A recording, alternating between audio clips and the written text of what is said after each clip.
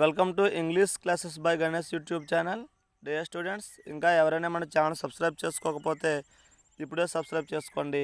పక్కన ఉన్నటువంటి bell icon click చేయండి. తద్వారా మనం చేసిన వీడియోస్ అన్నీ మీకు నోటిఫికేషన్ రూపంలో వస్తాయి. స్టూడెంట్స్, ఈ వీడియోలో first year English online test 3 key గురించి ఈ వీడియోలో తెలుసుకుందాం. మనం రెగ్యులర్గా ఆన్లైన్ టెస్టులు కండక్ట్ చేయడం జరుగుతుంది. దాంట్లో భాగంగా ఆన్లైన్ టెస్ట్ 3 యొక్క కీ ఏంటో చూద్దాము.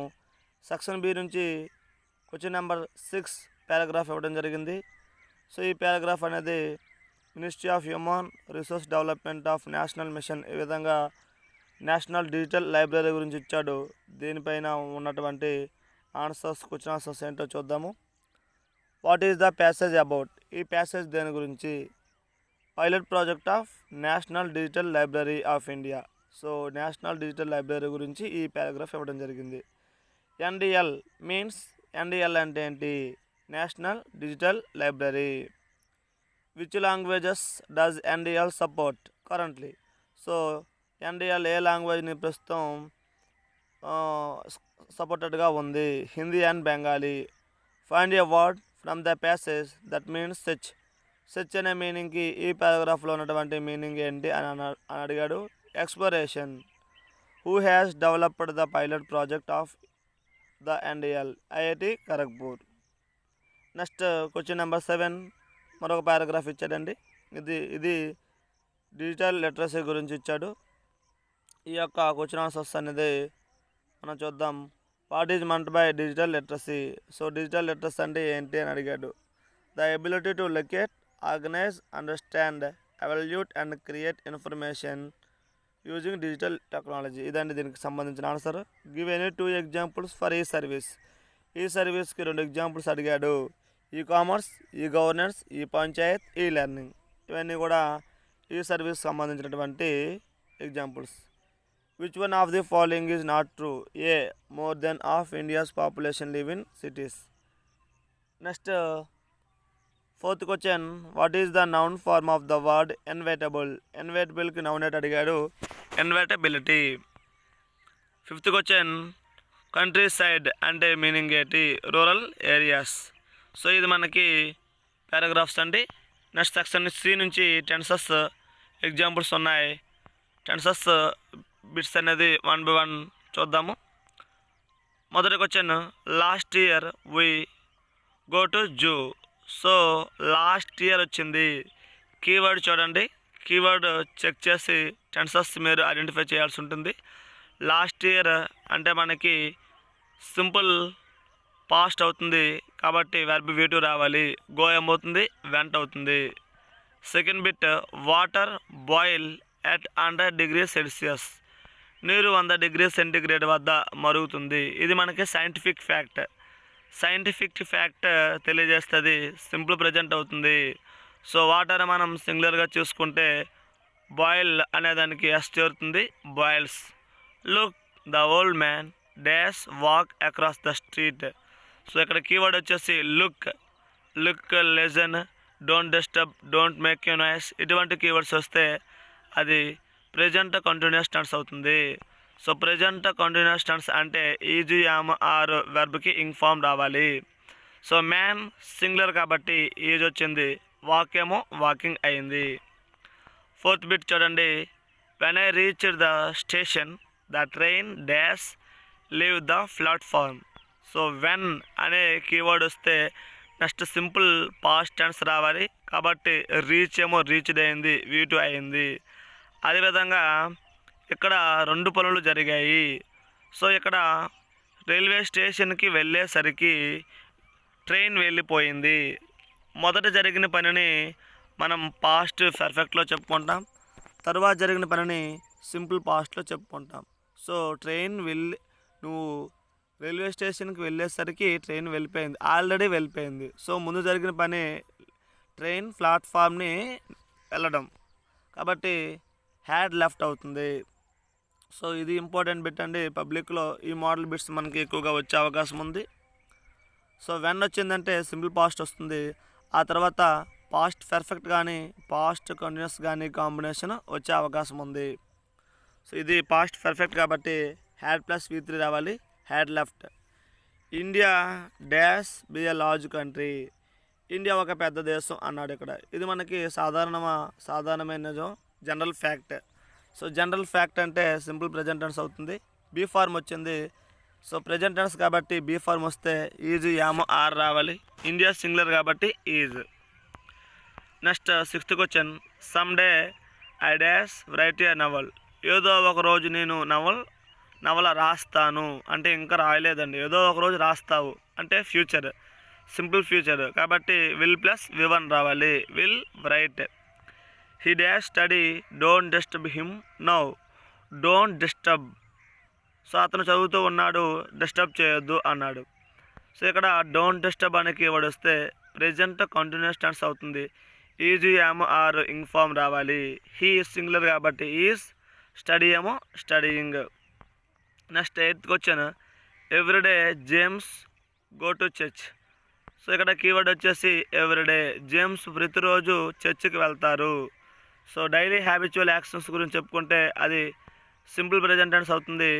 వెర్బ్ క్యాస్ కానీ ఈఎస్ కానీ రావాలి సింగులర్ అయితే. జేమ్స్ సింగులర్ కాబట్టి గో ఏమో గోస్ అయింది.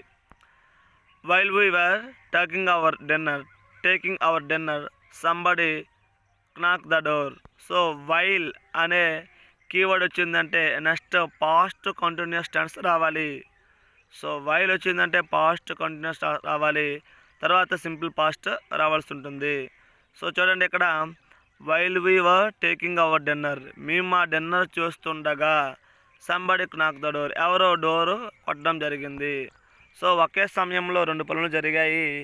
ఎక్కువ సమయం జరిగిన పనిని పాస్ట్ కంటిన్యూస్లోను, తక్కువ సమయం జరిగిన పనిని సింపుల్ పాస్ట్లోను చెప్తాము. So longer duration of actions, shorter duration of actions గురించి మనం ఇదివరకే చెప్పుకోవడం జరిగింది. సో వైల్ వచ్చిందంటే పాస్ట్ కంటిన్యూస్ రావాలి. సో కాబట్టి ఇక్కడ వెర్ టేకింగ్ వచ్చింది. నెక్స్ట్ సింపుల్ పాస్ట్ రావాలి కాబట్టి వెర్బ్ ఏమో వీటి అవుతుంది. knock ఏమో knocked. 10th bit. Yesterday she be absent. Yesterday అంటే పాస్ట్ టెన్స్ వచ్చింది.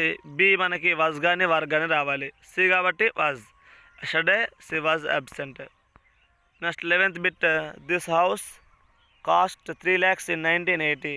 ఈ ఇల్లు 1980లో 3 లక్షల రూపాయలు అన్నాడు. సో 1980 అనేది పాస్ట్ అండి, ఇది సింపుల్ పాస్ట్ అవుతుంది. వెర్బ్ వీటు అవ్వాలి. కాస్ట్ ఏమో casted. Next 12th bit. She jumped off the bus while it dash move. So while వచ్చిందంటే పాస్ట్ కంటిన్యూస్ రావాలి, వాజ్ కానీ వర్ కానీ రావాలి. ఇటు కాబట్టి వాజ్, మూవ్ ఏమో మూవింగ్ అవుతుంది. She jumped off the bus while it was moving. So bus కదులుతూ ఉండగా ఆవిడ జంప్ చేసింది. సో బస్సు కదులుతూ ఉండడం అనేది కంటిన్యూస్లో చెప్తుంది. సో ఆవిడ దూకడం అనేది పాస్ట్లో చెప్తుంది కాబట్టి ఇక్కడ ఇది పాస్ట్ కంటిన్యూస్గా చెప్పుకుంటాం. While it was moving. Next 13th bit. I hope the weather be nice. So వాతావరణం బాగుంటుందని నేను అనుకుంటూ ఉన్నాను. సో ఇంకా మనం ఊహిస్తున్నాం కాబట్టి ఇది అనుకుంటున్నాం కాబట్టి ఫ్యూచర్ అండి, ఫ్యూచర్లో బాగుండొచ్చు అనుకున్నాం. సో ఫ్యూచర్ సింపుల్ ఫ్యూచర్ కాబట్టి సింపుల్ బీ వస్తే విల్ బీ రావాలి. The visitors dash leave the place just now. So ఇక్కడ విజిటర్స్ అనేవాళ్ళు ఇప్పుడే ఈ ప్లేస్ని విడిచిపెట్టి వెళ్ళారు. జస్ట్ నౌ వచ్చిందంటే మనకి ప్రెజెంట్ పర్ఫెక్ట్ టెన్స్ అవుతుంది. హ్యాజ్ హ్యావ్ V3 వస్తుంది. సో విజిటర్స్ అనేది ప్లూరల్ కాబట్టి హ్యావ్, లీవ్ ఏమో లెఫ్ట్ అవుతుంది. Have left. 15వ బిట్ చూడండి.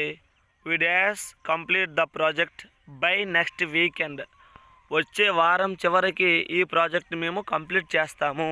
సో వచ్చే వారం అంటే ఫ్యూచర్ ఖచ్చితంగా చెప్తున్నాం కాబట్టి perfect, future perfect. So future perfect tense అనేసరికి మనకి will have shall have plus V3 రావాలి. వీ కాబట్టి will have completed. Next 16th bit చూడండి. ఇది మనకి important bit. If I were a bird I dash fly high in the sky. ఒకవేళ నేనే కానీ పక్షినైతే ఆకాశంలో ఎగరగలను అన్నది. సో ఇది ఇమాజినరీ కండిషన్ అండి, if condition. If I were వచ్చిందంటే వుడ్ ప్లస్ V1 రావాలి. ఇఫ్ వచ్చి ఐ వర్ వచ్చింది, సాధారణంగా ఐ వాజ్ వస్తుంది. కానీ ఇక్కడ ఐ వర్ వచ్చిందంటే తర్వాత వుడ్ ప్లస్ V1 రావాలి. కాబట్టి I would fly high in the sky. My friends family live in this house since 2000. So మా యొక్క స్నేహితుడు వాళ్ళ కుటుంబము 2000 నుంచి 2000 సంవత్సరం నుంచి ఇక్కడ నివసిస్తూ ఉన్నారు. సో ఇది ప్రెజెంట్ పర్ఫెక్ట్ కంటిన్యూస్ అవుతుంది. సిన్స్ వచ్చిందండి కీవర్డ్. సిన్స్ ఫార్ వచ్చిందంటే మనకి present perfect continue. Has been, have been, ing form రావాలి. ఫ్యామిలీ సింగులర్ కాబట్టి హ్యాస్ బీన్, లివ్ ఏమో లివింగ్ అవుతుంది. 18 bit we dash play football at this time yesterday. నిన్న ఈ టైంకి మేము ఫుట్బాల్ ఆడుతూ ఉన్నాము. ఎస్టర్డే వచ్చింది, అదేవిధంగా అట్ దిస్ టైం వచ్చింది. సో ఖచ్చితంగా ఒక సమయం వద్ద గతంలో ఒక పని జరుగుతూ ఉంది అని చెప్పడం వలన ఇది పాస్ట్ కంటిన్యూస్ అవుతుంది. కాబట్టి వాజ్ వర్ ఇన్ఫామ్ రావాలి. వీ కాబట్టి we were playing. Next 19th bit when I arrived at the cinema hall the film start. నేను సినిమా హాల్కి వెళ్ళేసరికి సినిమా ప్రారంభమైపోయింది. సో ముందుగా జరిగిన పనిని పాస్ట్ పర్ఫెక్ట్లోను, తర్వాత జరిగిన పనిని సింపుల్ పాస్ట్లోను చెప్తాము. సినిమా వేసేయడం అనేది ముందు జరిగింది కాబట్టి the film had started. So when వచ్చిందంటే సింపుల్ పాస్ట్ వస్తుంది కాబట్టి V2. వెన్ తర్వాత సింపుల్ పాస్ట్, వైల్ తర్వాత పాస్ట్ కంటిన్యూస్. అది గుర్తుంచుకోండి కీవర్డ్స్. నెక్స్ట్ లాస్ట్ బిట్ అండి 20th bit. In 2 days I dash know my results. So 2 రోజుల్లో నా యొక్క రిజల్ట్స్ తెలిసిపోతాయి. ఇంకా తెలియలేదండి, ఫ్యూచర్ సింపుల్ ఫ్యూచర్ కాబట్టి will know, I will know. So tenses పైన వీడియోస్ అయితే చేయడం జరిగింది. ఎవరైనా టెన్సెస్ కాన్సెప్ట్ వీడియో చూడకపోతే డిస్క్రిప్షన్లో లింక్ ఉంది, లింక్ ద్వారా మీరు వీడియో చూడవచ్చు. అదేవిధంగా మీరు మిస్ అయినటువంటి ఆన్లైన్ టెస్ట్ 1, 2 సంబంధించిన లింక్స్ కూడా నేను డిస్క్రిప్షన్లో ఇవ్వడం జరిగింది. So inter first year English గ్రామర్కి సంబంధించినటువంటి ప్లేలిస్ట్లో వీడియోస్ అన్నీ ఉన్నాయి. మీరు ప్లేలిస్ట్లోకి వెళ్ళి వీడియోస్ అన్నీ చూడొచ్చు. ఏదైనా డౌట్ అయితే కామెంట్ సెక్షన్లో తెలియజేయండి. తప్పనిసరిగా నేను మీకు అయితే ఆన్సర్ చేయడం జరుగుతుంది. మన ఛానల్లో వీడియోస్ నచ్చితే లైక్ చేయండి, షేర్ చేయండి, సబ్స్క్రైబ్ చేయండి, మీ స్నేహితులకు తెలియజేయండి. Thanks for watching. Good bye.